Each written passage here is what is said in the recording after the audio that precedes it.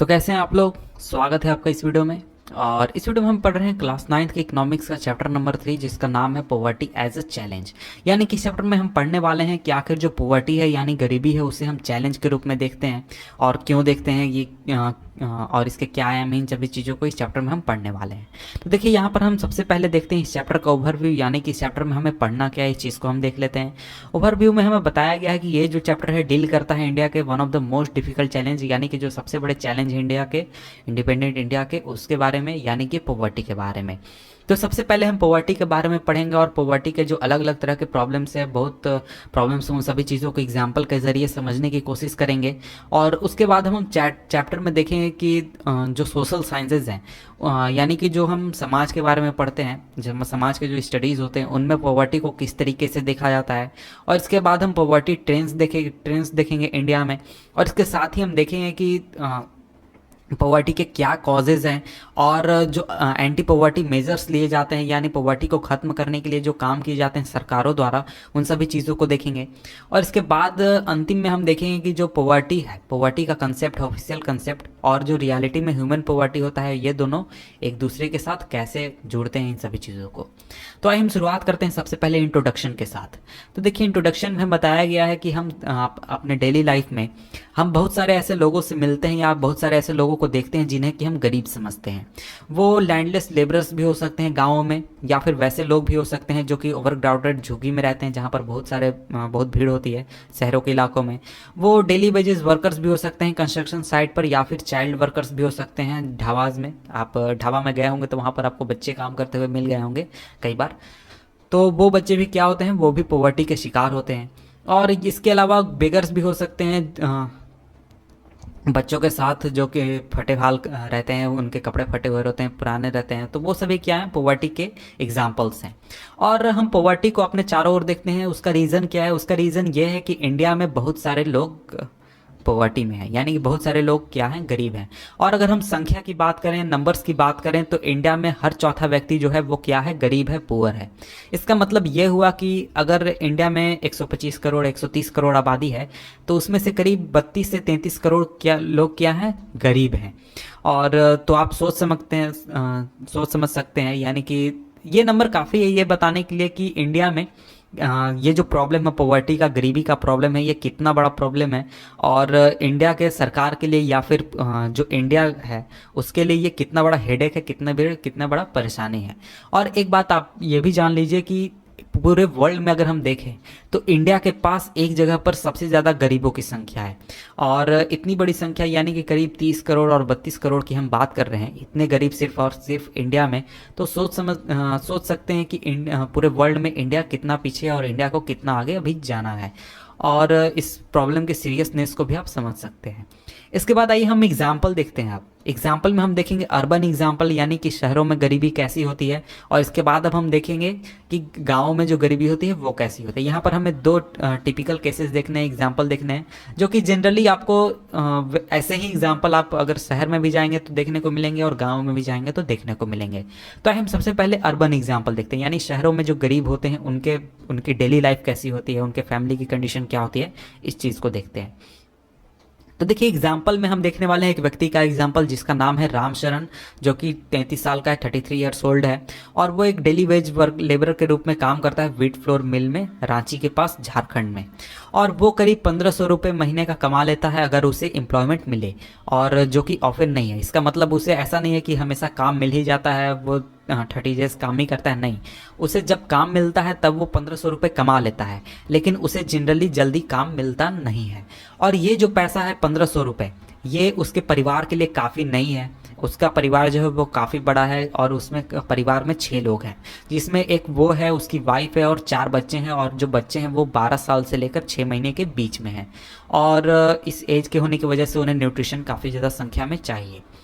और इसके अलावा ऐसा नहीं है कि सिर्फ 6 लोग उसके परिवार में हैं, इसके अलावा उसके ओल्ड पेरेंट्स भी रहते हैं, यानी उसके माँ बाप रहते हैं रामगढ़ के पास गांव में। और उसे अपने माँ बाप के पास भी पैसे भेजने होते हैं ताकि वो अपना खर्चा चला सके। और उसके जो फादर थे वो एक लैंडलेस लेबरर थे, जो कि अब डिपेंड करते हैं रामशरण के ऊपर, उसके भाई के ऊपर, जो कि हजारीबाग में रहता है, अपने खर्चे के लिए। और जो रामशरण है वो एक रूम वाले मकान में रहता है, उसके घर में सिर्फ एक रूम है और जो उसने रेंट किया हुआ है क्राउडेड बस्ती में, शहर के बाहरी इलाके में, और वो एक टेम्प्ररी घर है जिसको कि ब्रिक्स और क्ले टाइल से मिलाकर बनाया गया है। और इसके साथ ही जो उसकी वाइफ है संता देवी, वो पार्ट टाइम मेड के रूप में काम करती है कुछ घरों में और वो करीब 800 रुपये महीने का कमा लेती है। और वो मुश्किल से, यानी जी ये जो परिवार है ये मुश्किल से दाल और चावल उसे दिन में 2 बार नसीब होता है।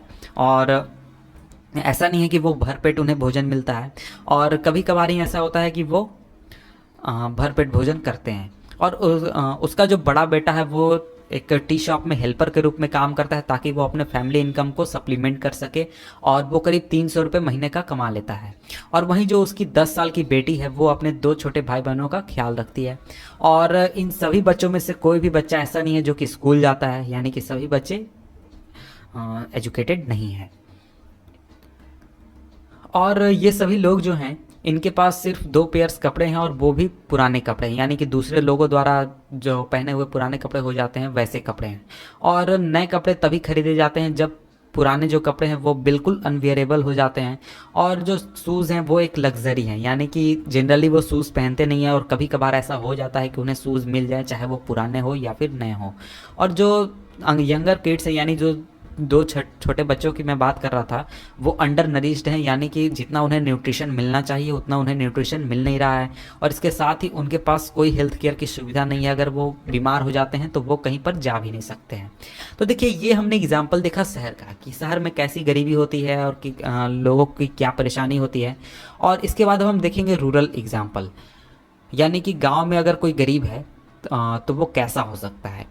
तो यहाँ पर हम एक व्यक्ति का एग्जाम्पल देखने वाले हैं जिसका नाम है लखा सिंह। और लखा सिंह एक छोटे गांव में रहता है मेरठ के पास उत्तर प्रदेश में। उसकी जो फैमिली है उसके पास कोई भी ज़मीन नहीं है और इस वजह से वो बड़े फार्मर्स के यहाँ काम करते हैं। और काम जो है वो उतना खास नहीं है और उसकी इनकम जो है वो भी उतनी खास नहीं है। और उससे करीब 50 रुपये मिलते हैं अगर वो पूरे दिन हार्डवर्क करता है।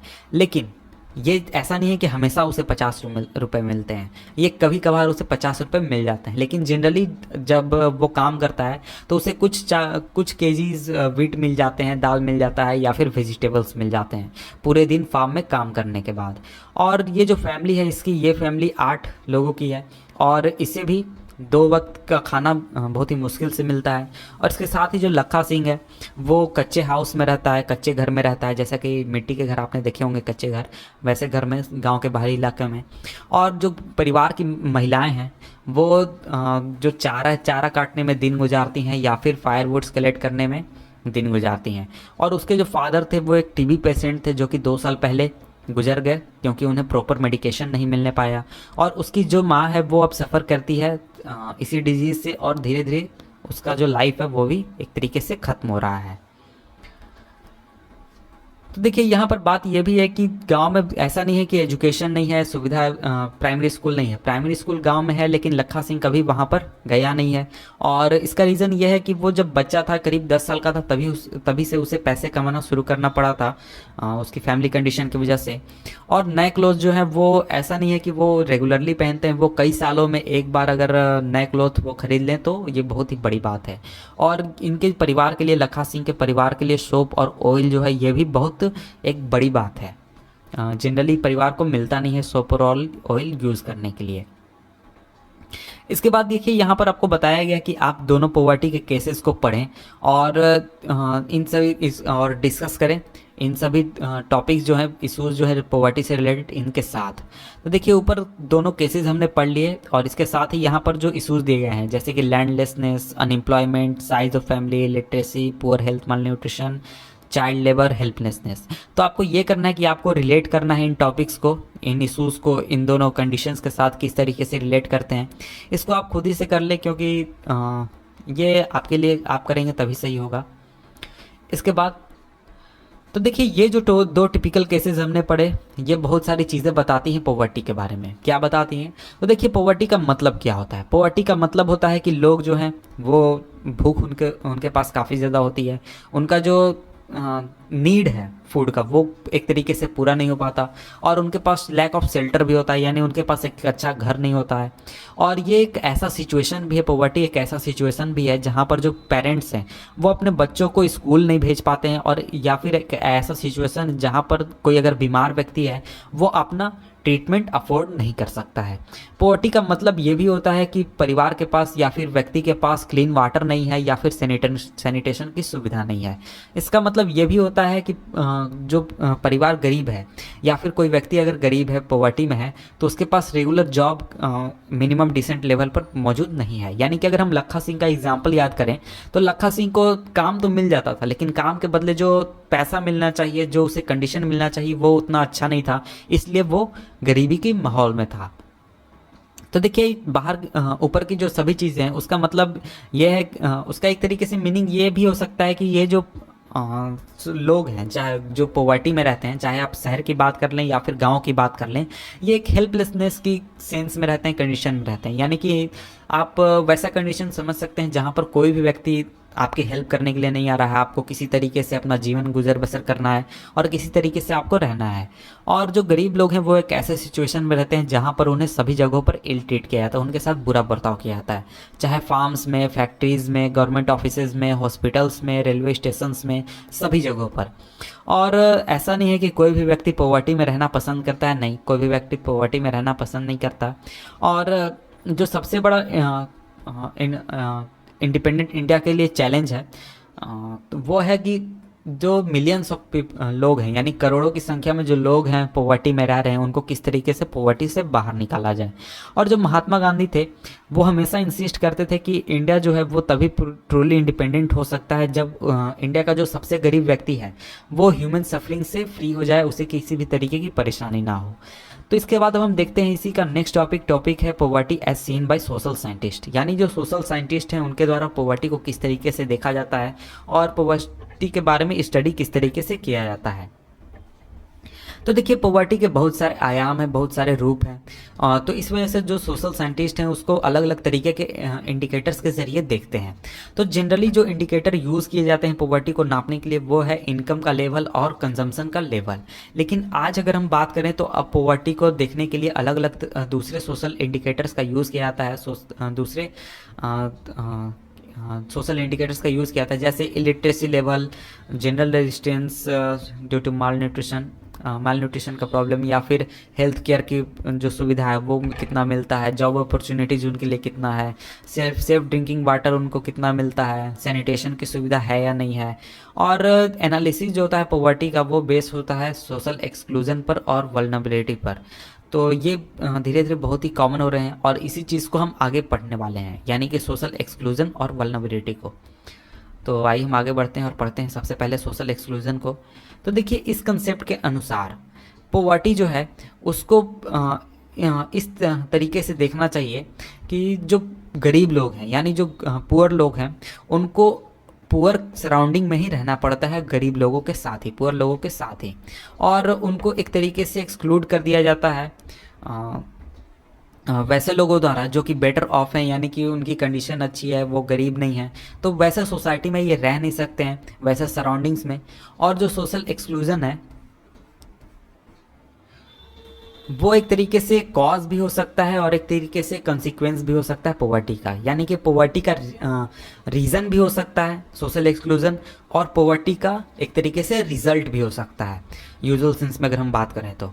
और अगर हम बात करें तो ये एक तरीके का प्रोसेस है जिसके ज़रिए कोई भी इंडिविजुअल या फिर कोई भी एक समूह, लोगों का समूह, वो उसको बहुत सारे फैसिलिटीज़ से एक्सक्लूड कर दिया जाता है, बेनिफिट से एक्सक्लूड कर दिया जाता है और अपॉर्चुनिटीज से एक्सक्लूड किया जाता है जो कि दूसरे लोगों को मिल रही हैं, जैसे फॉर एग्जांपल जिन्हें कि बेहतर समझा जाता है।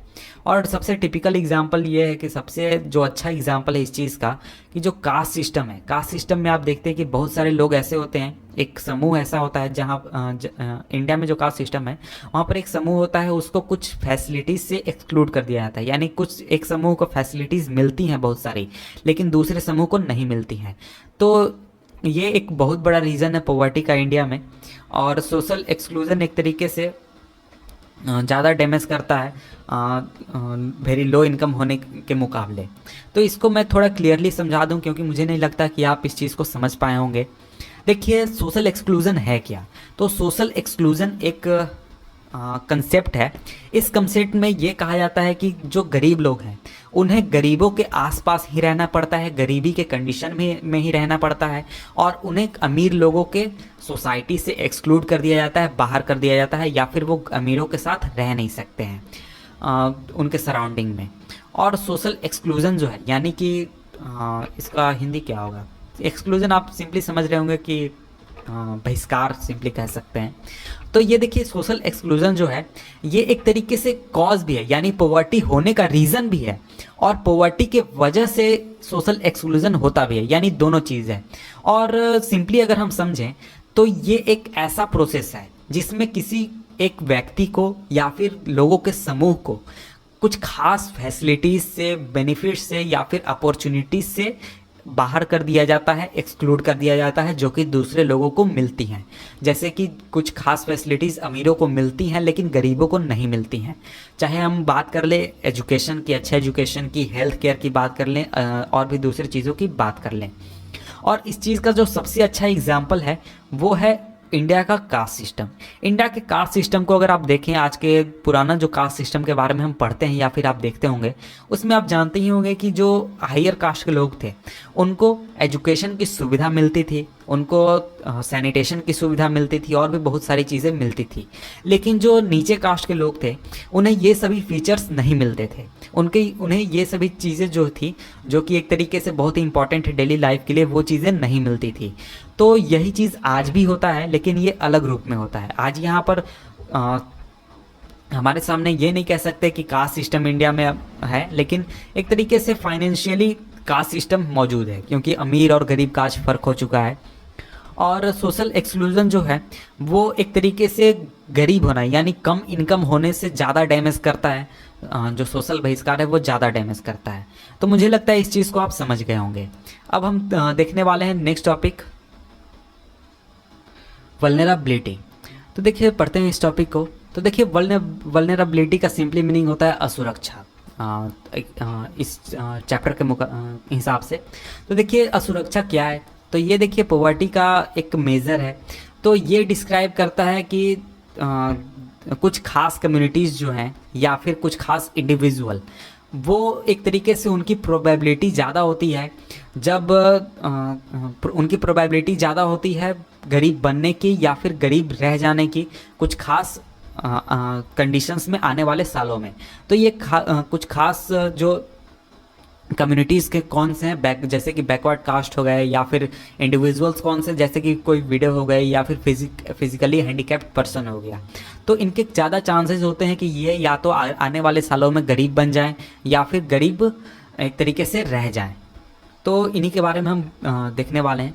तो देखिए, वल्नरेबिलिटी जो है वो एक तरीके से वल्नरेबिलिटी सिंपली मीनिंग असुरक्षा, इसको डिटरमाइन किया जाता है ऑप्शंस जो अवेलेबल हैं अलग अलग कम्युनिटीज़ के लिए। एक तरीके से उनके पास जो अल्टरनेट लिविंग का एक तरीके से ऑप्शन है, चाहे वो एसेट के मामले में हो, या फिर एजुकेशन के मामले में, हेल्थ के मामले में, या फिर जॉब अपॉर्चुनिटीज़ के मामले में। और इसके बाद इसको एनालाइज इस बात पर भी किया जाता है कि उनके पास एक तरीके से ज़्यादा रिस्क होता है उनके ऊपर, जब जो ये ग्रुप होता है ये ज़्यादा प्रॉब्लम्स फेस करता है नेचुरल डिसास्टर के समय में, जैसे कि अर्थक्वेक आ गया, सुनामी आ गया, या फिर टेररिज्म अटैक हो गया। इन सभी चीज़ों के कंडीशंस में, ये फॉर एग्जांपल अगर कोई सुनामी आता है तो ये जो समूह है लोगों का, ये ज़्यादा अफेक्ट होता है या फिर इनके ऊपर ज़्यादा प्रभाव होता है, मुकाबले कि वैसे लोग जो कि वेल ऑफ हैं या फिर जो कि असुरक्षा के कंडीशन में नहीं आते हैं।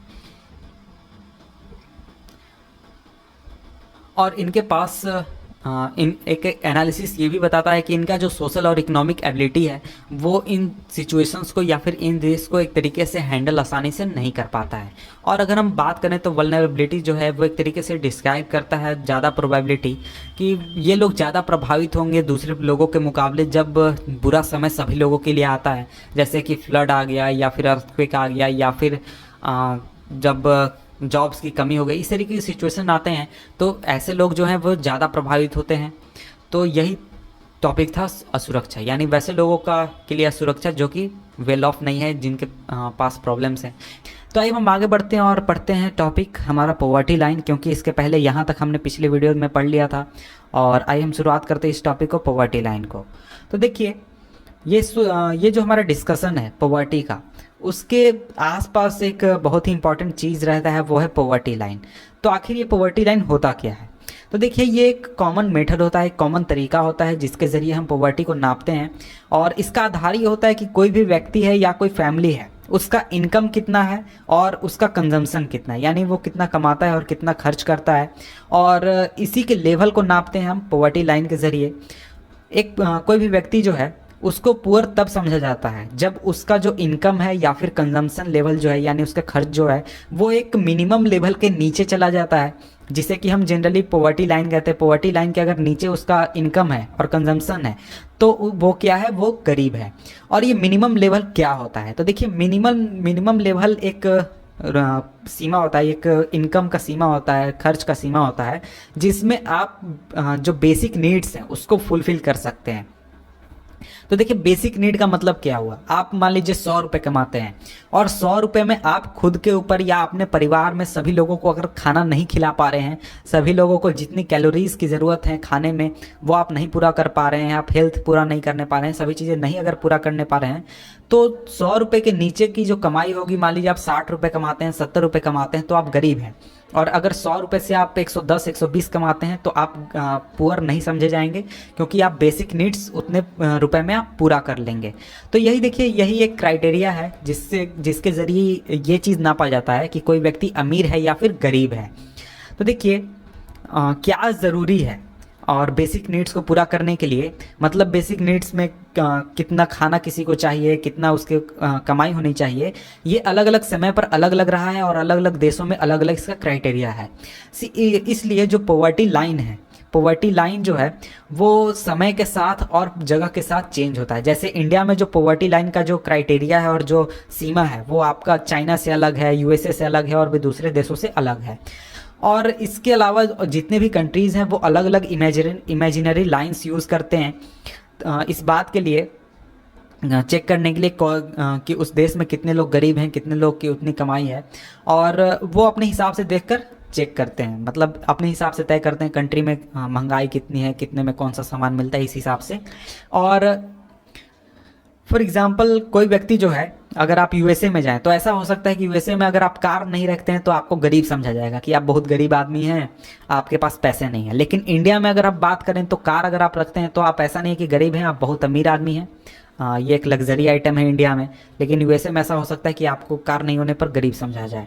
और जब पॉवर्टी लाइन को डिटरमाइन किया जाता है, तय किया जाता है इंडिया में, तो इसके लिए बहुत सारी चीज़ों को ध्यान में रखा जाता है कि कोई भी व्यक्ति के लिए मिनिमम लेवल कि फूड कितना ज़रूरी है, क्लोथिंग कितना ज़रूरी है, फुटवेयर ज़रूरी है, फ्यूल, लाइट, एजुकेशनल और मेडिकल रिक्वायरमेंट जो है, इसके लिए उसे कितने पैसे की ज़रूरत है एक महीने में या फिर रोज़ाना।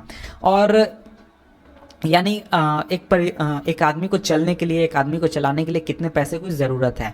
तो ये देखिए, ये जो फिजिकल क्वांटिटीज़ हैं इनको मल्टीप्लाई किया जाता है इनके पैसे से रुपीज़ में, और उसके बाद फिर तय किया जाता है कि कितने पैसे के नीचे कमाने वाले लोग जो हैं वो उनको गरीब समझा जाएगा और कितने पैसे के ऊपर कमाने वाले लोगों को गरीब नहीं समझा जाएगा।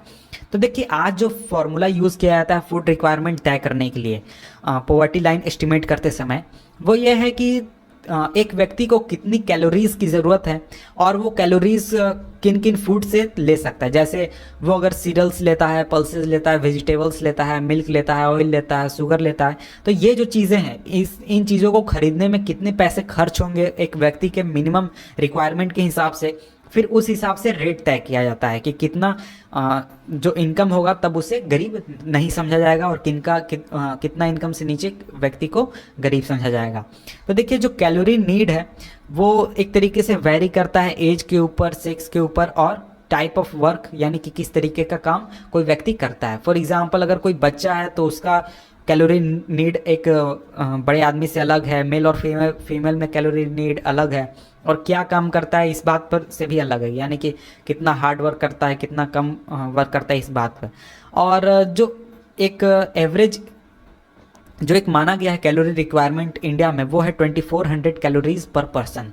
यानी एक व्यक्ति को डेली 2400 कैलोरीज की ज़रूरत होती है रूरल एरियाज़ में, और 21 कैलोरीज की ज़रूरत होती है अर्बन एरियाज़ में। क्योंकि जो रूरल एरियाज़ में लोग रहते हैं वो खुद को ज़्यादा इंगेज करते हैं फिजिकल वर्क में, इसलिए कैलोरीज रिक्वायरमेंट जो है रूरल एरियाज़ में उसको हायर समझा जाता है, माना जा गया है अर्बन एरियाज़ से। और इसके साथ ही जो मॉनेटरी एक्सपेंडिचर है पर कैपिटा इन चीज़ों को खरीदने के लिए कैलोरी रिक्वायरमेंट के लिए फूड ग्रेन्स के मामले में, यानी कि कितने फूड्स उनको ज़रूरत होती है, इसको रिवाइज किया जाता है बार बार कुछ समय के बाद, ताकि प्राइस को कंसीडर किया जा सके, दाम किस चीज़ के कितने बढ़े हैं कितने घटे हैं। तो देखिए इस कैलकुलेशन के हिसाब से, यानी जितने भी ऊपर हमने कैलकुलेशन की बात की कि कितने कैलोरीज की ज़रूरत है, कितना मिनिमम फूड की ज़रूरत है, इन कैलकुलेशन के हिसाब से 2000 ईस्वी में जो पॉवर्टी लाइन तय किया गया था एक व्यक्ति के लिए, वो था 328 रुपये पर महीने। अगर कोई व्यक्ति 328 रुपये पर महीने कमाता है और खर्च करता है रूरल एरियाज़ में, तो उसे गरीब नहीं समझा जाएगा। इसका मतलब ऐसा नहीं कि उसे गरीब नहीं समझा जाएगा, उसके पॉवर्टी लाइन के नीचे नहीं समझा जाएगा।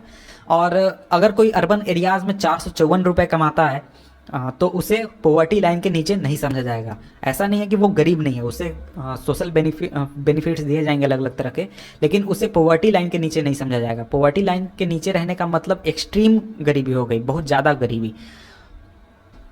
देखिए यहाँ पर आप एक चीज़ देख रहे होंगे कि हमने देखा कि रूरल एरियाज़ में हमें 2400 कैलोरीज़ की ज़रूरत है, लेकिन पैसे हमें कितने चाहिए, 328 रुपीज़।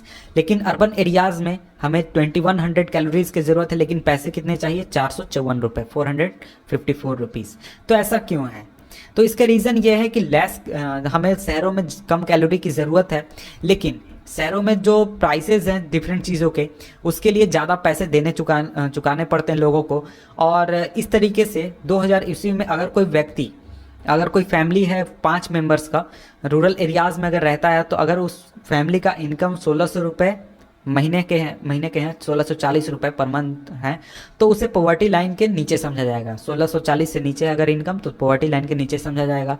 और अगर कोई फैमिली अर्बन एरियाज़ में रहता है 5 मेंबर्स के साथ, और वो करीब 2270 रुपये कमाता है पर महीने अपने बेसिक रिक्वायरमेंट्स को पूरा करने के लिए, तो उसे पॉवर्टी लाइन के नीचे समझा जाएगा। तो देखिए जो पॉवर्टी लाइन है इसको एस्टिमेट किया जाता है बार बार करीब 5 सालों के अंतर पर, और हो सकता है इसके पहले भी चेंज किया जाए, इसके बाद भी चेंज किया जाए, उसको बार बार रिवाइज किया जाता है। और ऐसा किया जाता है सैंपल सर्वेज करने के बाद। तो देखिए ये जो सैंपल सर्वेज होते हैं ये किए जाते हैं आपके नेशनल सैंपल सर्वे ऑर्गेनाइजेशन द्वारा, NSSO द्वारा। तो देखिए इसके बावजूद कंपैरिजन करने के लिए डिफरेंट कंट्रीज़ के बीच में जो बहुत सारे अलग अलग इंटरनेशनल ऑर्गेनाइजेशन है, जैसे कि वर्ल्ड बैंक हो गया, वो एक यूनिफॉर्म स्टैंडर्ड यूज़ करता है पॉवर्टी लाइन के लिए।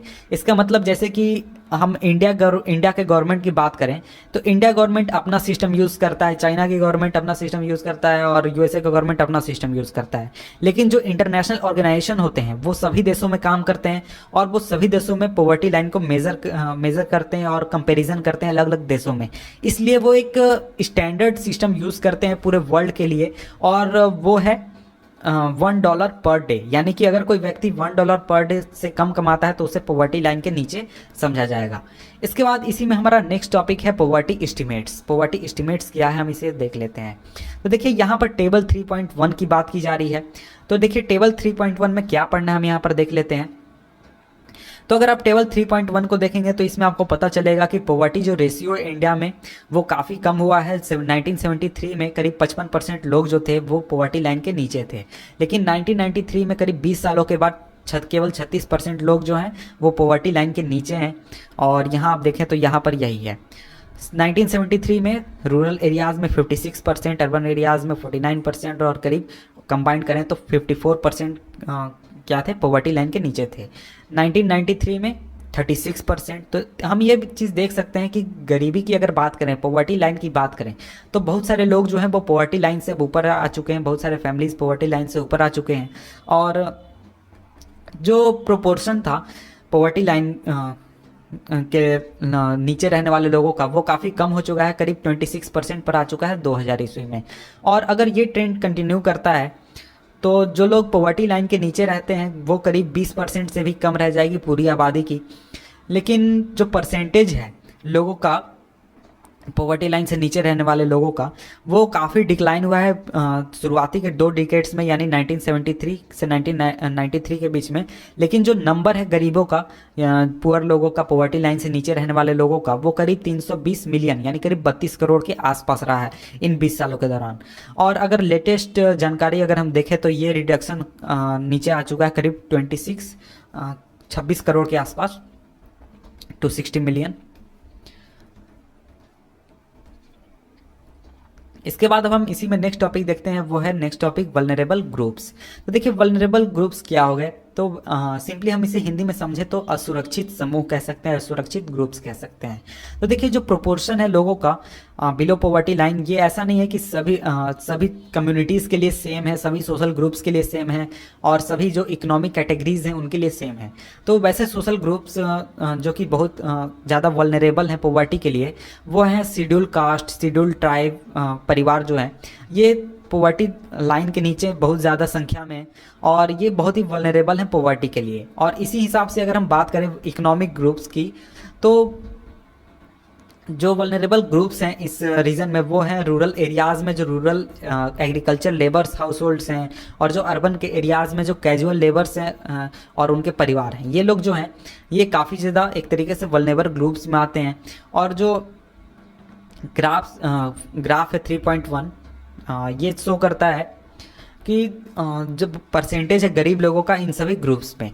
तो यहाँ पर अगर इस ग्राफ को आप देखें तो शेड्यूल ट्राइब्स में करीब 51% लोग जो हैं वो क्या है, गरीबी रेखा से नीचे हैं। और अर्बन कैजुअल लेबर्स की बात करें तो करीब 50%, रूरल एग्रीकल्चर लेबर्स में 47%, शेड्यूल कास्ट में 43%, और अगर इंडिया का एवरेज बात करें पॉवर्टी रेशियो का वो है 26%। तो इन कम्युनिटीज़ को देख सकते हैं कि इन कम्युनिटीज़ में कितनी संख्या में लोग गरीबी के नीचे रह रहे हैं और कितनी इनको परेशानी है। और इसके बाद तो देखिए एवरेज जो है इंडिया का गरीब अगर सभी कम्युनिटीज़ का अगर एवरेज निकालें हम तो 26 है, यानी कि 100 में से 26 लोग क्या हैं, गरीबी रेखा से नीचे हैं। और शेड्यूल ट्राइब की अगर हम बात करें तो 51 लोग, 100 में से 51 लोग क्या हैं, गरीबी रेखा से नीचे हैं, अपने बेसिक नीड्स को पूरा नहीं कर पा रहे हैं। इसी तरीके से 50% जो कैजुअल वर्कर्स हैं वो अर्बन एरियाज़ में पॉवर्टी लाइन के नीचे हैं, और करीब 50% लैंडलेस एग्रीकल्चर वर्कर्स जो हैं वो गरीबी रेखा से नीचे हैं। और इसी तरीके से 43% शेड्यूल कास्ट के लोग जो हैं वो क्या हैं, गरीब हैं, पुअर हैं। और डबल डिसएडवांटेज जो है लैंडलेस कैजुअल वेज लेबर होने का, यह है कि जो हाउस होल्ड्स हैं सोशली डिसएडवांटेज सोशल ग्रुप्स में, आगे मैं कर देता हूँ,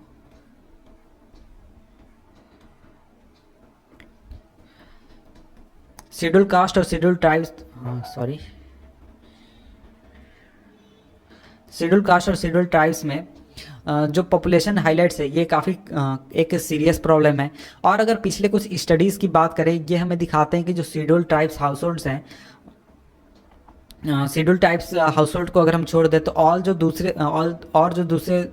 3 समूह हैं, जैसे कि schedule caste, rural agriculture labours and urban casual labours house hold, इनका पॉवर्टी में एक तरीके से डिक्लाइन हुआ है 1990s के बाद। और इन अगर सोशल ग्रुप्स को अगर हम छोड़ दें तो और जगहों पर काफ़ी ज़्यादा इनइक्वालिटीज़ हैं इनकम में, फैमिली के अंदर भी। गरीब फैमिलीज़ में सभी लोग जो हैं वो सफ़र करते हैं, लेकिन कुछ जो हैं वो बहुत ही ज़्यादा सफ़र करते हैं, जैसे कि महिलाएं जो हैं, एल्डरली पीपल यानी बूढ़े लोग जो हैं, या फिर फीमेल इन्फेंट जो हैं, उनको एक तरीके से सिस्टमेटिकली डिनाई किया जाता है जो रिसोर्सेज अवेलेबल हैं उनके फैमिलीज़ के लिए। फॉर एग्जांपल इस चीज़ को मैं थोड़ा क्लियरली समझा दूँ कि अगर कोई फैमिली है, उसके पास कुछ पैसे हैं, मान लीजिए वो खर्च करना चाहता है कुछ रिसोर्सेज के ऊपर, जैसे एजुकेशन के ऊपर। तो एजुकेशन में जो मान लीजिए उसके पास अगर एक बेटा है और एक बेटी है, तो वो बेटे के ऊपर एजुकेशन के लिए पैसे खर्च करता है लेकिन बेटी के ऊपर खर्च नहीं करता है।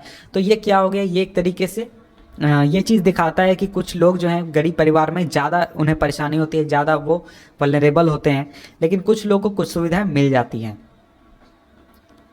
तो इसलिए जो महिलाएं हैं, जो बच्चे हैं, जो मान लीजिए कि इसमें से ज़्यादा स्पेशली गर्ल चाइल्ड है और जो बूढ़े लोग हैं, उनको एक तरीके से हम कह सकते हैं कि वो गरीबों से भी ज़्यादा गरीब हैं, क्योंकि उनके पास अपना अपना पावर नहीं होता, अपना उनकी कैपेसिटी नहीं होती और उनको एक तरीके से रिसोर्सेज डिनाई कर दिए जाते हैं। इसके बाद यहाँ पर अब एक स्टोरी देखने वाले हैं। स्टोरी है शिव रमन का। तो देखिए, शिव रमन एक व्यक्ति है जो कि एक छोटे से गांव में रहता है, करूर के पास, तमिलनाडु में। करूर जो है वो काफ़ी फेमस है अपने हैंडलूम के लिए और पावरलूम फैब्रिक्स के लिए। और ये जो गांव है इसमें करीब 100 फैमिलीज रहते हैं। शिव रमन जो है वो एक कॉबलर है कास्ट से, और अब वो एग्रीकल्चर लेबर के रूप में काम करता है, जिसमें उसे 50 रुपये रोज़ाना मिलते हैं। लेकिन ऐसा नहीं है कि उसे हमेशा जॉब मिल ही जाता है, और उसे करीब 5 से 6 महीने जॉब मिलते हैं साल में। और दूसरे समय में वो शहर में जाकर कुछ काम करता है। और उसकी जो वाइफ है शशिकला, वो उसके साथ काम करती है, लेकिन उसे मुश्किल से ही काम मिलता है। और उसे जब काम मिलता भी है तो उसे सिर्फ 25 रुपये रोजाना मिलते हैं उसी काम के लिए जो कि शिव रमन करता है। और उसके परिवार में करीब 8 मेंबर्स हैं। और शिव रमन की माँ जो है उसकी उम्र 65 साल है, वो बीमार है और उसको एक तरीके से जो रोजाना के काम है उसके लिए हेल्प की ज़रूरत होती है। और उसकी एक 25 वर्ष की बिन ब्याही बहन है और करीब 4 बच्चे हैं जो कि 1 साल से लेकर 16 साल के बीच में हैं। और उसमें से 3 लड़कियां हैं और 1 लड़का है। और कोई भी लड़की जो है वो स्कूल नहीं जाती है, क्योंकि बुक्स खरीदने के लिए जो पैसे वो चाहिए और भी दूसरे चीज़ों के लिए पैसे चाहिए स्कूल जाने वाली लड़कियों के लिए, वो एक तरीके से लग्जरी के रूप में बहुत ज़्यादा खर्च है जो कि वो अफोर्ड नहीं कर सकता है। उसको एक तरीके से उन लड़कियों की शादी करनी है कुछ समय के बाद, और इसी वजह से वो पैसे नहीं खर्च करना चाहता उनके एजुकेशन के ऊपर अभी। और उसकी जो माँ है वो एक तरीके से लाइफ में उसका इंटरेस्ट खत्म हो चुका है, और वो चाहती है कि जल्दी से वो किसी तरीके से मर जाए और इस दुनिया को छोड़कर वो चली जाए। और उसकी जो बहन है और जो बड़ी बेटी है वो घर का ख्याल रखती है। और जो शिव रमन है वो ये प्लान कर रहा है कि वो अपने बेटे को स्कूल भेजेगा जब वो उस उम्र का हो जाएगा, स्कूल भेजने के लायक हो जाएगा। और उसकी जो अनमेरिड बहन है यानी बिन विवाहित बहन है, वो उसका अपनी भाभी से यानी शशिकला से उतना जमता नहीं है, उतना बनता नहीं है, और उनके बीच काफ़ी झगड़े भी होते हैं। और इस वजह से जो शशिकला है वो एक तरीके से उसे बर्डन के रूप में समझती है। लेकिन शिव रमन जो है वो पैसे नहीं होने की वजह से उसके लिए एक अच्छा दूल्हा नहीं खोज पा रहा है। और इसके बावजूद जो फैमिली है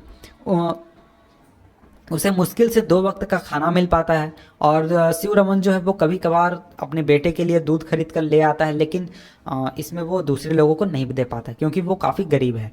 तो देखिए, यहाँ पर एक तरीके से एक चीज़ आपने देखा कि जो परिवार है उसमें अलग अलग लोग जो हैं उनको रिसोर्सेज का जो डिस्ट्रीब्यूशन है वो एक तरीके से इक्वल नहीं है। जैसे कि वो अपने बेटे को एजुकेशन देने के लिए तैयार है, लेकिन बेटी को एजुकेशन देने के लिए तैयार नहीं है।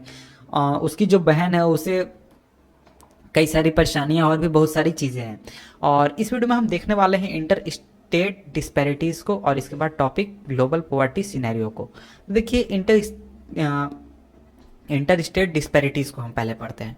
तो इस टॉपिक में सिंपली हमें ये पढ़ना है कि जो इंडिया के जो स्टेट्स हैं, तो ऐसा नहीं है कि इंडिया में जब हम पॉवर्टी की बात करते हैं तो सभी जितने भी स्टेट हैं सभी में बराबर बराबर पॉवर्टी है। कुछ स्टेट्स ऐसे हैं जहां पर पॉवर्टी बहुत कम है, जहां पर बहुत कम संख्या में गरीब हैं, और कुछ स्टेट ऐसे हैं जहां पर बहुत ही ज़्यादा संख्या में गरीब हैं। तो इंडिया में जो अलग अलग स्टेट हैं वहाँ पर उनके बीच जो एक तरीके की असमानता है पॉवर्टी के मामले में भी। और पॉवर्टी को अगर एक नज़रिए से देखें तो इसका एक अलग नज़रिया है देखने का। तो देखिए, अगर पुअर का प्रोपोर्शन देखें यानी कि किस राज्य में कितने गरीब हैं, ये जो चीज़ है ये अलग अलग राज्यों में अलग अलग संख्या है। इसके बाद वाले पेज में एक ग्राफ है उसको हम देखेंगे, वहाँ पर सारी जानकारी दी गई है। उसके पहले हम यहाँ कुछ पढ़ लेते हैं जो कि यहाँ बताया गया है। तो देखिए, ऐसा हुआ है कि जो 70s का दौर था यानी 1970s को अगर हम एक बेस लाइन के रूप में लें तो उस समय में जितनी पॉवर्टी थी, जितने लोग गरीब थे, उसमें से बहुत ही ज़्यादा डिक्लाइन हुआ है अर्ली 70s के बाद। तो इसके बाद जो सक्सेस रेट था पॉवर्टी का कम होने का, पॉवर्टी कम होने का, यानी जितने को लोग गरीब थे उनमें से कितने लोग गरीबी से अब बाहर आ गए, इसका सक्सेस रेट अलग अलग राज्यों का अलग अलग है। यानी कुछ राज्य जो हैं वहाँ पर बहुत सारे लोग पॉवर्टी से बाहर आ चुके हैं और उनकी स्थिति अब बहुत ही अच्छी है, लेकिन कुछ राज्य जो हैं उनकी स्थिति अभी भी बहुत ही ज़्यादा खराब है। और फिलहाल के जो एस्टिमेट आए हैं, फिलहाल के जो जानकारियाँ आई हैं, उससे देखने पर यह पता चलता है कि 20 राज्य ऐसे हैं और यूनियन टेरिटरीज ऐसे हैं जिनका की जो एवरेज है वो नेशनल एवरेज से लो है। यानी कि अगर इंडिया में 26% करीब पॉवर्टी लाइन के नीचे रहने वाले लोग हैं, तो 20 राज्य या केंद्र शासित प्रदेश ऐसे हैं उनका जो एवरेज है वो उससे नीचे है, यानी 26% से नीचे है। और दूसरी तरफ अगर हम देखें तो कुछ राज्य ऐसे हैं जहां पर इससे ज़्यादा है, जैसे कि जो उड़ीसा है, बिहार है, असम है, त्रिपुरा है, उत्तर प्रदेश है। ये जो राज्य हैं इनमें जो पॉवर्टी लाइन के नीचे रहने वाले लोग हैं उनकी संख्या बहुत ही ज़्यादा है और इनकी संख्या नेशनल एवरेज से भी ज़्यादा है। और इसके बाद ये जो राज्य हैं उड़ीसा एंड बिहार, ये दोनों राज्य जो हैं ये इंडिया के पुअरेस्ट स्टेट्स हैं जहां पर पॉवर्टी रेशियो जो है वो 47% और 43% है। यानी कि 100 में से 47 लोग क्या हैं वो गरीब हैं, 43 लोग क्या हैं गरीब हैं, पॉवर्टी कंडीशन में हैं। और इसके साथ ही जो रूरल पॉवर्टी है यानी गाँव में रहने वाले जो गरीब हैं, उसके अलावा जो अर्बन पॉवर्टी भी है ये भी काफ़ी ज़्यादा संख्या में बहुत ही एक बड़ी प्रॉब्लम है उड़ीसा के लिए, मध्य प्रदेश के लिए, बिहार के लिए और उत्तर प्रदेश के लिए। और उसके ये तो एक तरफ की चीज़ हमने देखी, लेकिन इसके अलावा जो दूसरे राज्य है जहां पर बहुत ही ज़्यादा ग्रोथ हुआ है, जहां पर बहुत ही लोगों को पॉवर्टी से बाहर लाया गया है, उन राज्यों में राज्य आते हैं केरल, जम्मू कश्मीर, आंध्र प्रदेश, तमिलनाडु, गुजरात, वेस्ट बंगाल, ये राज्य। और इसके अलावा जो पंजाब और हरियाणा है इनको एक तरीके से इन राज्यों में जो पॉवर्टी है वो कम हुई है एग्रीकल्चर ग्रोथ की मदद से। इसके अलावा अगर केरल की बात करें तो केरल ने ज़्यादा फोकस किया था ह्यूमन रिसोर्स डेवलपमेंट में, यानी लोगों को ज़्यादा एजुकेट करने में, ज़्यादा पढ़ाने में, उनके स्किल्स को डेवलप करने, इस तरीके की चीज़ें फोकस की गई केरल में। इस वजह से वहाँ के लोग पॉवर्टी से बाहर आ पाए। इसके अलावा अगर हम वेस्ट बंगाल की बात करें तो वेस्ट बंगाल में लैंड रिफॉर्म्स काफ़ी ज़्यादा किए गए और इसकी वजह से पॉवर्टी काफ़ी ज़्यादा कम हुई है। तो लैंड रिफॉर्म्स यहाँ पर शॉर्ट में मैं समझा दूं, लैंड रिफॉर्म्स का मतलब ये हुआ कि अगर किसी व्यक्ति के पास मान लीजिए जमींदार जो वर्ड हम सुनते हैं, तो जमींदार के पास बहुत सारा ज़मीन होता था और कुछ लोग होते थे जिनके पास बिल्कुल ही ज़मीन नहीं होता था। तो इस चीज़ में यानी लैंड रिफॉर्म में जो जमींदार होता है उससे ज़मीन छीनकर जो गरीब लोग होते थे उनको दे दिया जाता था। ये एक तरीके का लैंड रिफॉर्म, ये सिंपली है, इसको आप एक्सप्लेनेशन में पढ़ेंगे तो आपको ज़्यादा समझ में आएगा। इसके अलावा अब देखते हैं कि आंध्र प्रदेश और तमिलनाडु किस तरीके से डेवलप हुए, उनकी वहाँ पर पॉवर्टी किस तरीके से रिड्यूस हुई। तो देखिए ये दो राज्य जो थे इन्होंने पब्लिक डिस्ट्रीब्यूशन सिस्टम और फूड ग्रेन्स पर काफ़ी ज़्यादा फोकस किया और इस वजह से लोगों के बीच में एक तरीके का इम्प्रूवमेंट, उनकी स्थिति में इम्प्रूवमेंट हम समझ सकते हैं कि हुआ होगा। इसके बाद अब हम नेक्स्ट पढ़ते हैं टॉपिक, वो है global poverty scenario. Global poverty scenario में हम देखने वाले हैं वर्ल्ड के कंडीशन को और वर्ल्ड में पॉवर्टी की क्या स्थिति है। तो देखिए जो प्रोपोर्शन है लोगों का यानी पॉवर्टी लाइन के नीचे रहने वाले लोगों का डेवलपिंग कंट्रीज़ में, वो एक तरीके से एक्सप्लेन किया जाता है वर्ल्ड बैंक द्वारा। एक सिंपल डेफिनेशन उसने तय किया है कि जो लोग $1 पर दिन से कम कमाते हैं, यानी करीब 65 रुपये भी रेट है, तो जो लोग $1 इक्वल टू 65 रुपीज़, तो उस हिसाब से जो लोग 65 रुपये से कम कमाते हैं रोजाना उनको पॉवर्टी के नीचे समझा जाता है, पॉवर्टी लाइन के नीचे समझा जाता है। और इस हिसाब से वर्ल्ड की जो पॉपुलेशन है उस वर्ल्ड पॉपुलेशन की 28% पॉपुलेशन 1990 में पॉवर्टी लाइन से नीचे थी और आज 2001 में 21% पॉपुलेशन जो है वो पॉवर्टी लाइन से नीचे है। तो देखिए ऐसा हुआ है कि ग्लोबल जो पॉवर्टी है उसमें भी बहुत ज़्यादा रिडक्शन हुआ है, लेकिन इसका जो रीजनल डिफरेंसेस है ये काफ़ी ज़्यादा। रीजनल डिफरेंसेस का मतलब है कि कुछ जगहों पर पॉवर्टी को काफ़ी कम किया गया है, लेकिन कुछ जगहों पर पॉवर्टी में उतना ज़्यादा इम्प्रूवमेंट नहीं हुआ है। तो फॉर एग्जांपल अगर हम चाइना की बात करें तो चाइना में बहुत ही ज़्यादा पॉवर्टी डिक्लाइन हुआ है, बहुत सारे लोगों को पॉवर्टी लाइन के नीचे से अच्छी कंडीशन में लाया गया है। अब वो अच्छा कमाते हैं, अच्छा खाते हैं, अच्छी तरह से रहते हैं। और इसके अलावा अगर हम साउथ ईस्ट एशियन कंट्रीज़ की बात करें, जैसे कि जो आपका म्यांमार और भी जो दूसरे कंट्रीज़ है, वियतनाम है, ये थाईलैंड है, इन कंट्रीज़ में इनके इन देशों में बहुत ही ज़्यादा डेवलपमेंट हुआ है, बहुत सारे लोगों को पॉवर्टी से बाहर निकाला गया है। और उसका रीज़न ही कह सकते हैं या फिर उसका फैक्टर हम कह सकते हैं वो है रैपिड इकोनॉमिक ग्रोथ और बहुत ज़्यादा इन्वेस्टमेंट ह्यूमन रिसोर्स डेवलपमेंट में। ह्यूमन रिसोर्स डेवलपमेंट अगर आप नहीं समझ रहे हो तो इसका बेसिक मतलब होता है लोगों को एजुकेट करना, लोगों को स्किल्स देना, इस तरीके की चीज़ें करना। और अगर हम चाइना का एग्जाम्पल लें या फिर चाइना की अगर हम बात करें तो चाइना में करीब 60 करोड़ लोग पॉवर्टी लाइन के नीचे थे 1981 में, यानी 1980 के आसपास। और 2001 में अगर हम बात करें तो वहाँ पर सिर्फ 21 करोड़ लोग पॉवर्टी लाइन के नीचे हैं। तो 20 सालों में आप देख सकते हैं कि चाइना ने कितना ज़्यादा ग्रोथ किया और कितने सारे लोगों को पॉवर्टी लाइन से बाहर लाया है। और अगर हम साउथ एशिया की बात करें, साउथ एशिया का मतलब हो गया इंडिया, पाकिस्तान, श्रीलंका, नेपाल, बांग्लादेश, भूटान, ये सभी कंट्रीज साउथ एशिया में आते हैं। तो यहाँ पर जो एक तरीके से डेवलपमेंट हुआ है उतना ज़्यादा रैपिड नहीं हुआ है, उतना ज़्यादा जल्दी नहीं हुआ है, ये बहुत ही स्लो है। और इंडिया की बात करें या फिर साउथ एशिया कंट्रीज़ की बात करें तो यहाँ परसेंटेज जो है पुअर्स का ये काफ़ी डिक्लाइन हुआ है, लेकिन जो नंबर है पुअर्स का वो काफ़ी बहुत ही कम हुआ है। 1981 में जो पुअर्स की संख्या थी, यानी जो पॉवर्टी लाइन के नीचे रहने वालों की संख्या थी वो थी 475 मिलियन, यानी करीब 47 करोड़ लोग। और इसी को अगर हम देखें 2001 में तो ये संख्या 428 मिलियन, 42 करोड़ लोग। और अगर हम देखें पॉवर्टी लाइन के डेफिनेशन को तो ये आप जानते ही हैं कि अलग अलग देश जो हैं, अलग अलग कंट्रीज जो हैं वो अपने हिसाब से पॉवर्टी लाइन को तय करते हैं। तो इस वजह से भी अलग अलग पॉवर्टी लाइन की वजह से भी जो इंडिया में पॉवर्टी है वो एक तरीके से हायर है नेशनल एस्टिमेट से। और इसके अलावा जो अब हम देखते हैं अफ्रीकन रीजन को, तो जो सब सहारा अफ्रीकन रीजन है वहाँ पर जो पॉवर्टी है वो एक तरीके से बढ़ गई 41% 1981 से 46% 2001 में। और इसके अलावा अगर हम लैटिन अमेरिका की बात करें तो जो रेशियो है पॉवर्टी का वो एक तरीके से अब तक सेम ही रहा है। और इसके अलावा जो पॉवर्टी है वो कुछ सोशलिस्ट कंट्रीज़ में आ भी चुकी है जहाँ पर वो पहले नहीं हुआ करती, जैसे कि रसिया। पहले वहाँ पर सरकारें कहती थी कि पॉवर्टी नाम की चीज़ वहाँ पर कुछ है ही नहीं, लेकिन अब वहाँ पर फिर से पॉवर्टी आने लगे हैं, लोग अब गरीबी रेखा से नीचे रह रहे हैं, स्थिति उनकी काफ़ी ख़राब हो चुकी है। तो देखिए इसके बाद है टेबल 3.2 जिसमें दिखाया गया है प्रोपोर्शन लोगों का, अलग अलग कंट्रीज़ में कितने लोग क्या कहते हैं पॉवर्टी लाइन के नीचे रहते हैं। यहाँ पर आप जैसे देख सकते हैं टेबल 3.2, इसमें नाइजीरिया है जिसमें करीब 70% लोग जो हैं वो $1 से नीचे कमाते हैं डेली। बांग्लादेश में 36%, इंडिया 35%, पाकिस्तान 17%, चाइना 16%। इसी तरीके से 8 कंट्रीज़ का यहाँ पर डाटा दिया गया है। इसके बाद अब हम आगे बढ़ते हैं।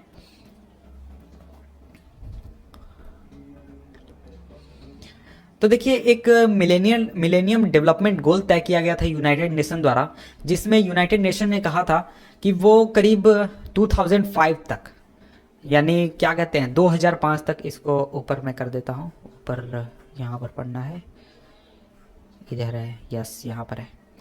तो मिलेनियम गोल्स में ये कहा गया था कि जो वर्ल्ड का क्या कहते हैं प्रोपोर्शन है पॉवर्टी लाइन के नीचे रहने वाले लोगों का, उसको हाफ कर दिया जाए, यानी जितने लोग अभी पॉवर्टी लाइन से नीचे हैं उसको बिल्कुल आधी संख्या में कर दिया जाए 1990 से लेकर 2015 के बीच में।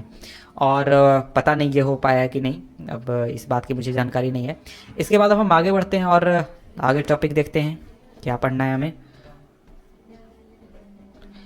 यहाँ पर देखिए पहले हम देख लेते हैं ये अलग अलग कंट्रीज़ का ग्राफ।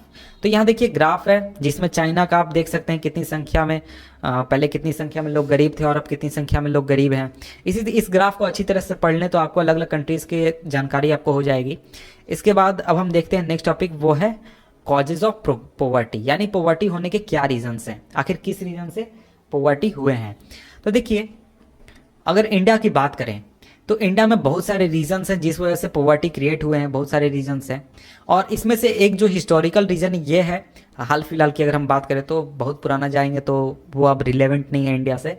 और अभी अगर बात करें तो जो हिस्टोरिकल रीजन है वो है कि ब्रिटिश जब यहाँ पर रूल कर रहे थे, ब्रिटिश कॉलोनियल एडमिनिस्ट्रेशन था इंडिया में, तो उस समय में इंडिया में उतना ज़्यादा इकोनॉमिक डेवलपमेंट नहीं हुआ है।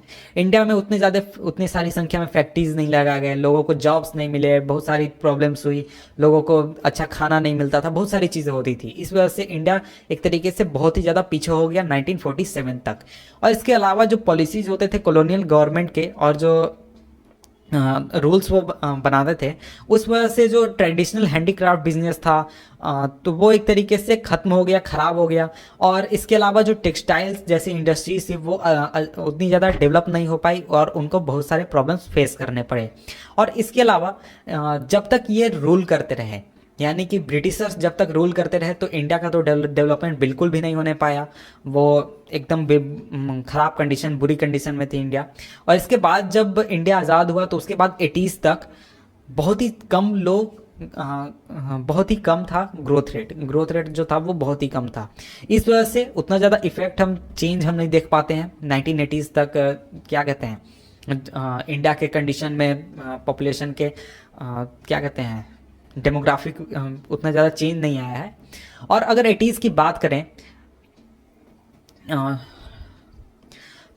80s की बात करें, 80s तक बहुत कम संख्या में लोगों को जॉब्स मिल रहे थे, बहुत कम संख्या में ग्रोथ रेट थी और लोगों के जो इनकम्स थे वो बढ़ नहीं रहे थे। उसका रीज़न क्या था? उसका रीज़न ये था कि इकोनॉमिक ग्रोथ इंडिया में नहीं हो रहा था। इसके अलावा एक और प्रॉब्लम थी जो कि बहुत बड़ी थी, जो जिसने बहुत ज़्यादा प्रभावित किया इंडिया को, और वो था rapid growth rate of population.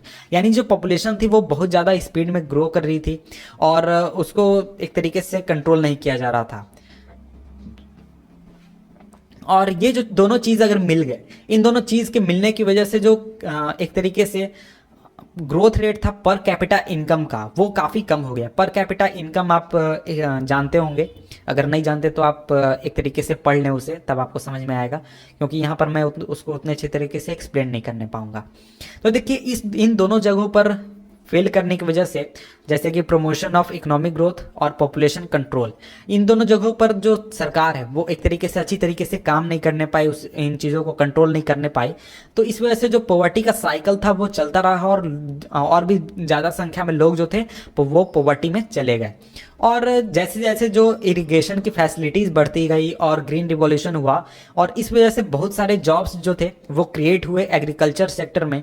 लेकिन जो इसका इफेक्ट था वो बहुत ही लिमिटेड था, बहुत ही एक लिमिटेड इलाकों में हुआ था। जैसे सभी जगहों पर आप जानते होंगे कि ग्रीन रिवॉल्यूशन नहीं हुआ था। यूपी के पश्चिमी इलाकों में हुआ था, पंजाब में हुआ था, गुजरात में हुआ था और भी कुछ राज्यों में हुआ था, लेकिन कुछ राज्यों में बिल्कुल भी नहीं हुआ था।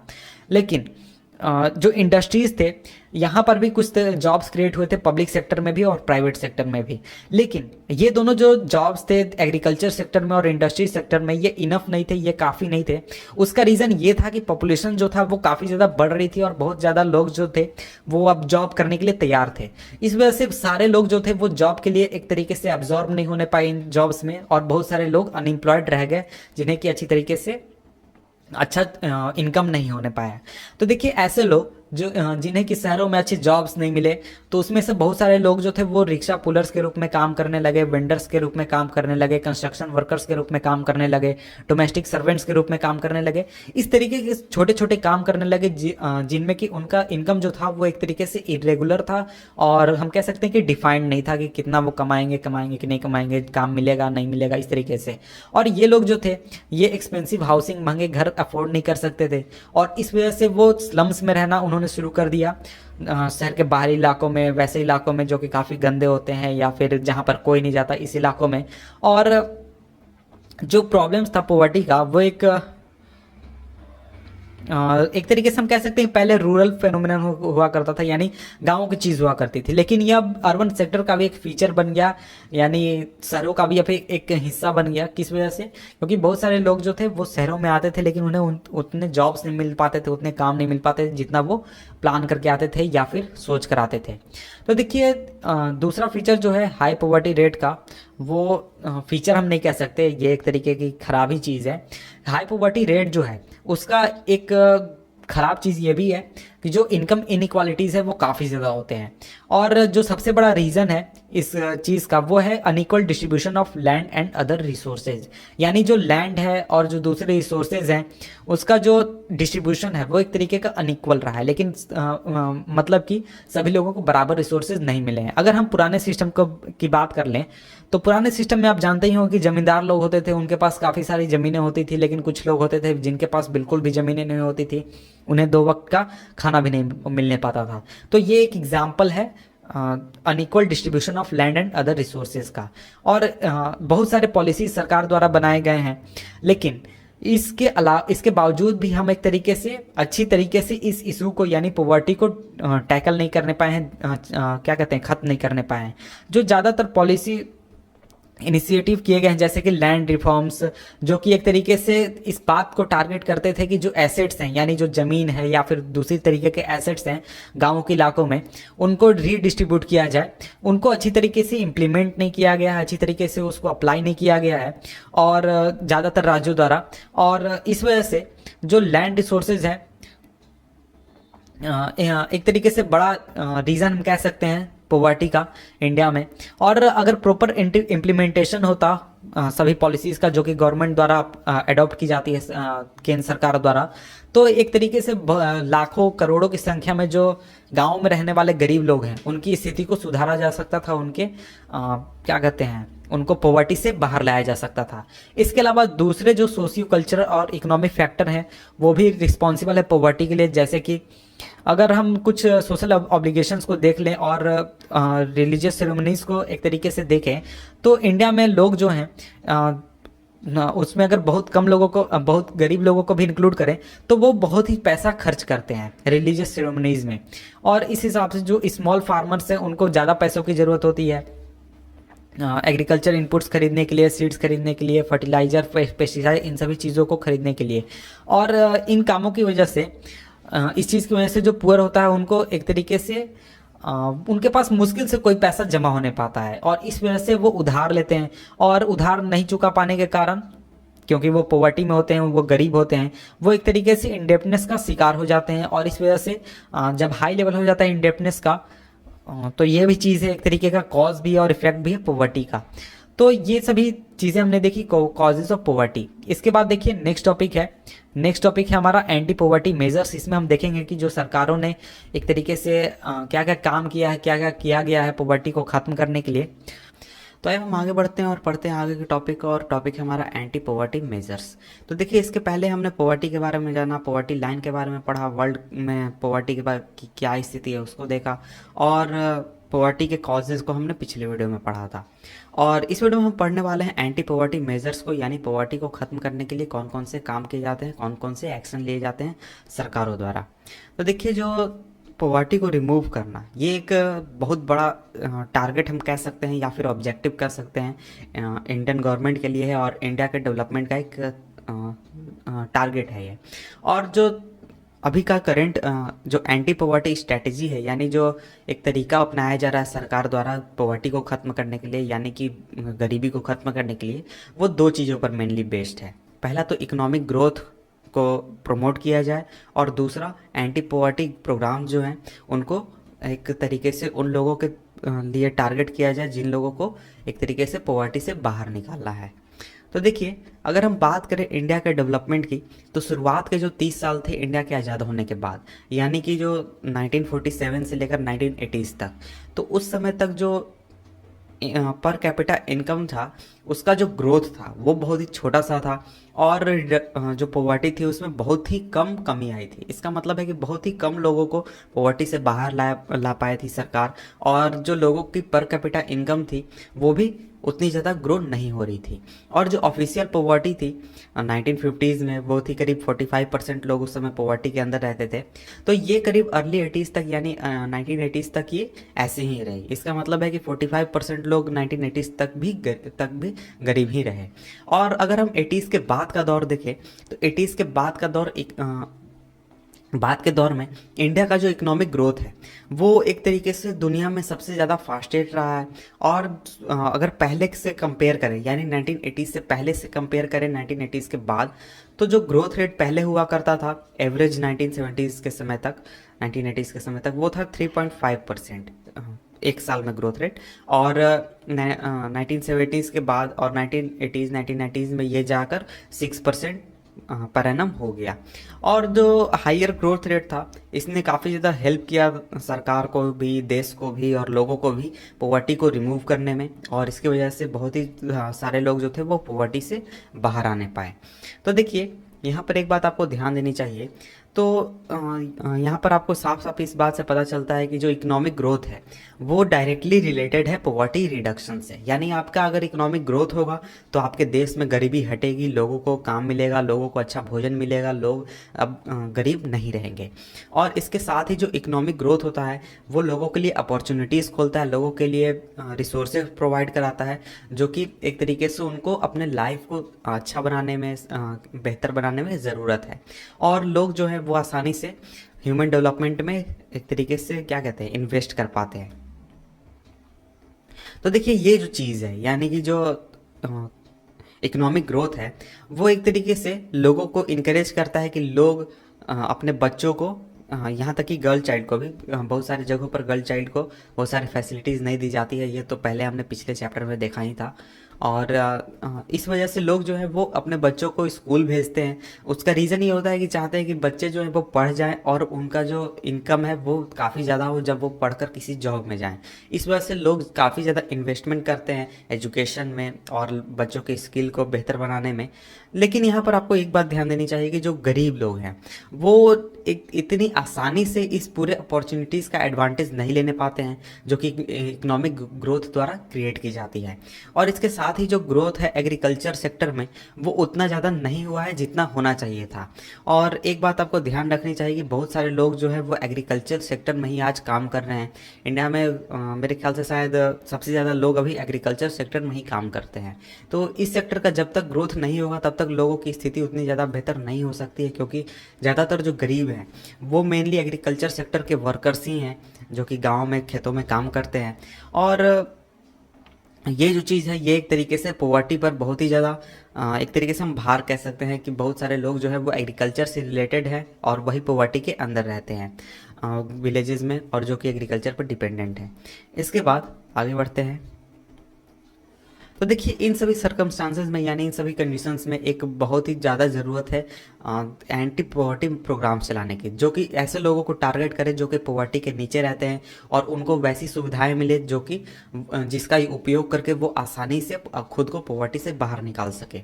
तो इसके लिए बहुत सारे स्कीम्स चलाए गए हैं पॉवर्टी को ख़त्म करने के लिए, और पॉवर्टी को डायरेक्टली ख़त्म करने के लिए और इनडायरेक्टली भी ख़त्म करने के लिए। और उसमें से कुछ जो हैं वो बहुत ही एक तरीके से इम्पॉर्टेंट हैं जो कि जिनके बारे में हम यहाँ पर छोटे सा बात करने वाले हैं। तो देखिए एक नरेगा के आप जानते होंगे, मनरेगा अब उसका नाम हो चुका है, Mahatma Gandhi national rural employment guarantee act. तो ये 2005 में पास हुआ था, सितंबर 2005 में।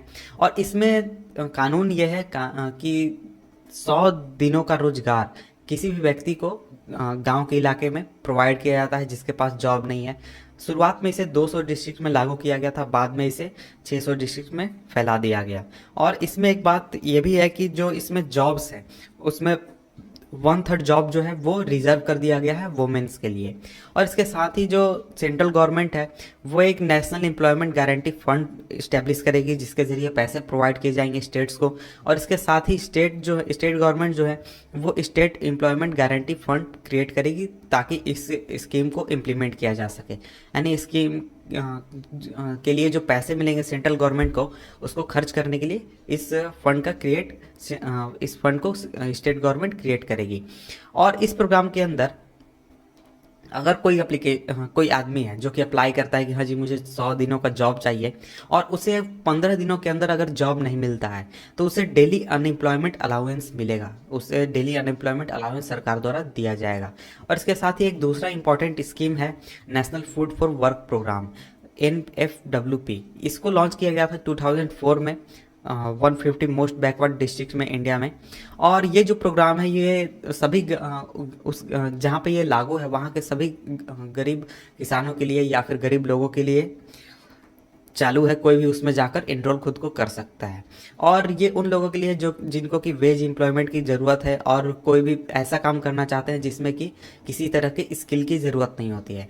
और इसको एक तरीके से फुली तरीके से सेंट्रल गवर्नमेंट इसके लिए पैसा देती है और इसमें स्टेट गवर्नमेंट जो है वो कोई भी अपना पैसा नहीं लगाती है। और इसके साथ ही इसके लिए फूड ग्रेन्स जो है वो फ्री ऑफ कॉस्ट दिया जाता है स्टेट्स को ताकि इसको डिस्ट्रीब्यूट किया जाए।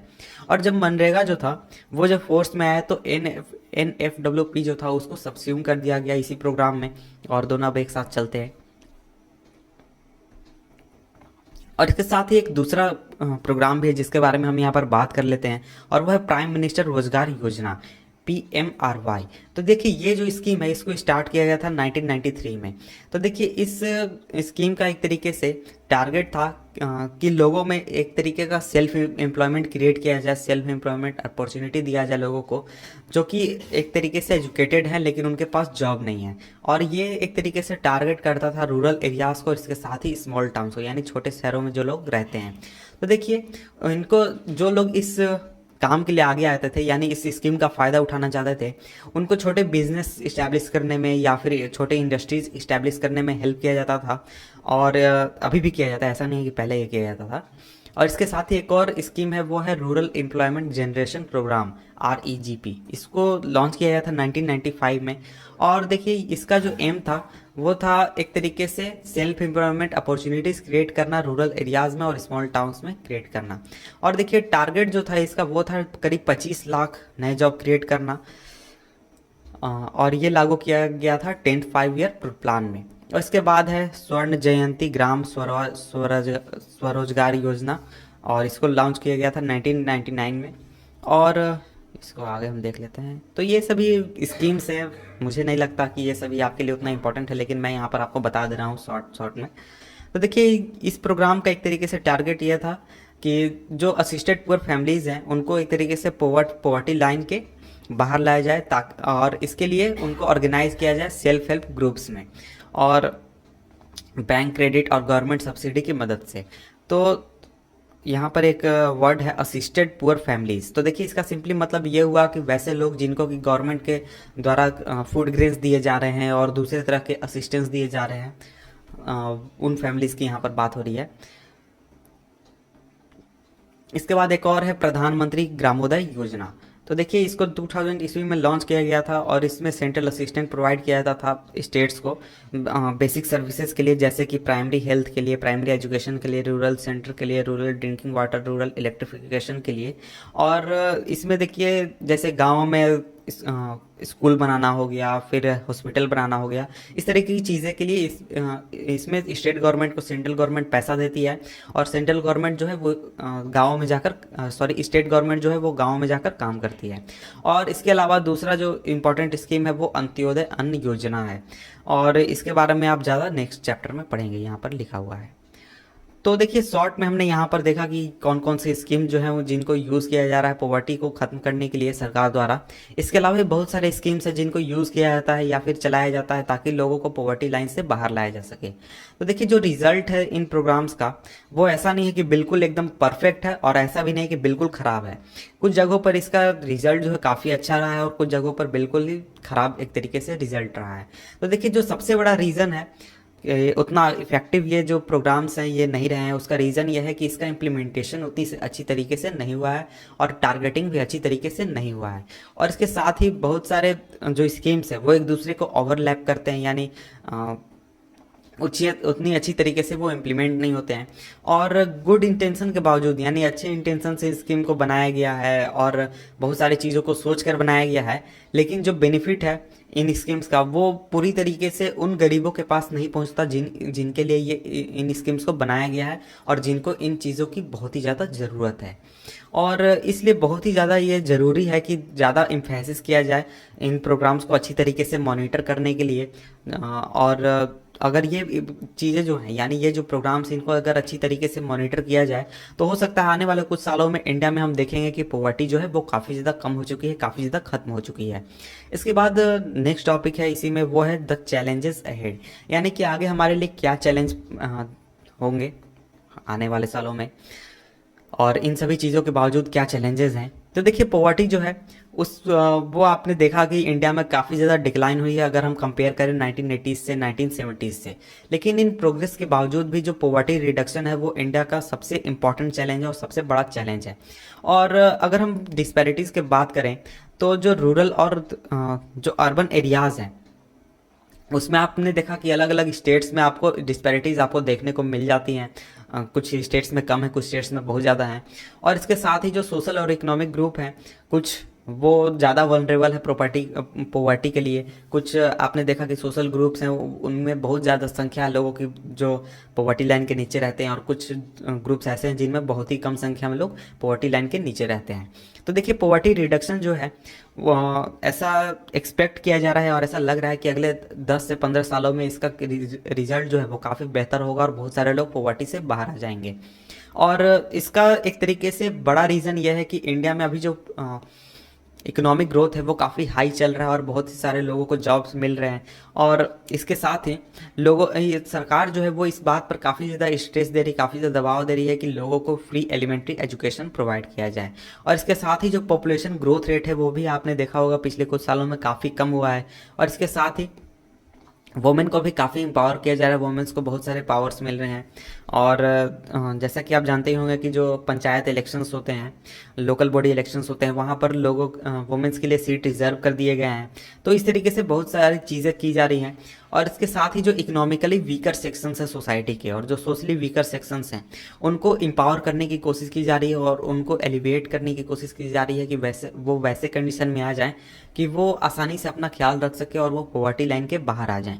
तो देखिए जो ऑफिशियल डेफिनेशन है पॉवर्टी का वो एक तरीके से एक लिमिटेड पार्ट को कैप्चर करता है पॉवर्टी का, जो कि एक तरीके से लोगों के लिए रियली मीन करते हैं। यानी पॉवर्टी के लिए, पॉवर्टी जो चीज़ हम सोचते हैं गरीबी, उसमें से बहुत ही कम चीज़ को जो ऑफिशियल डेफिनेशन है वो टारगेट करता है। जैसे अगर हम बात करें यहाँ पर जो पॉवर्टी का डेफिनेशन उसमें सिंपली कहा जाता है कि $1 से कम अगर कोई व्यक्ति कमाता है रोजाना तो वो पॉवर्टी के नीचे है। लेकिन अगर हम रियलिटी में बात करें तो ऐसा नहीं है कि कोई व्यक्ति अगर ₹100 कमाता है रोजाना तो वो अपना ख्याल बहुत अच्छी तरीके से रख पाएगा, नहीं।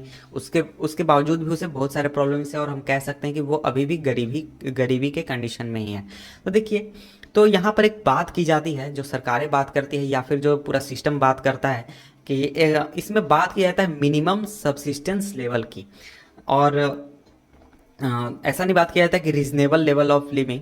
इसका मतलब मिनिमम सब्सिस्टेंस लेवल का मतलब क्या हुआ? इसका मतलब ये हुआ कि एक व्यक्ति को उसको बिल्कुल बेसिक चीज़ें कितनी पैसे में मिल जाती हैं, इस चीज़ की बात की जाती है। अगर हम एक रेट तय करें और अंदाज़ा लगाएं तो करीब 1800 अगर कोई व्यक्ति अगर महीने का कमाता है, ये मैं वर्ल्ड बैंक का डाटा की बात कर रहा हूँ, $1 डेली, तो इसको करीब अगर कन्वर्ट करेंगे तो आप 1900 के आसपास आएगा मंथली एक व्यक्ति का।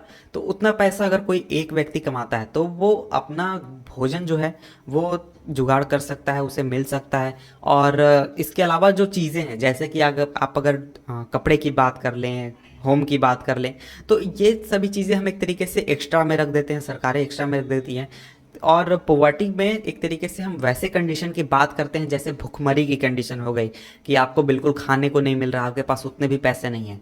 और यहाँ पर एक चीज़ आपको ध्यान देनी चाहिए कि यहाँ पर रीजनेबल लेवल ऑफ लिविंग की बात नहीं की जाती है जब भी हम पॉवर्टी की बात करते हैं। हाँ, हम गरीबी कह सकते हैं, कोई व्यक्ति जो है वो पॉवर्टी के बाहर है लेकिन वो गरीब हो सकता है, लेकिन उसको पॉवर्टी के अंदर नहीं रखा जाएगा। यानी कि वो उस कंडीशन में नहीं है कि वो अपने परिवार का खर्चा नहीं चला पाए, अपने परिवार को भोजन नहीं करा पाए।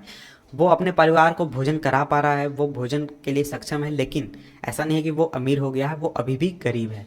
बहुत सारे जो स्कॉलर्स हैं, बहुत सारे जो अच्छे पढ़े लिखे लोग हैं, वो ये एक तरीके से आर्ग्यू करते हैं। उनका कहना है कि हमें जो कंसेप्ट है ह्यूमन पॉवर्टी का उसको एक तरीके से फैलाना चाहिए, ब्रॉडन करना चाहिए। और बहुत सारे लोग जो हैं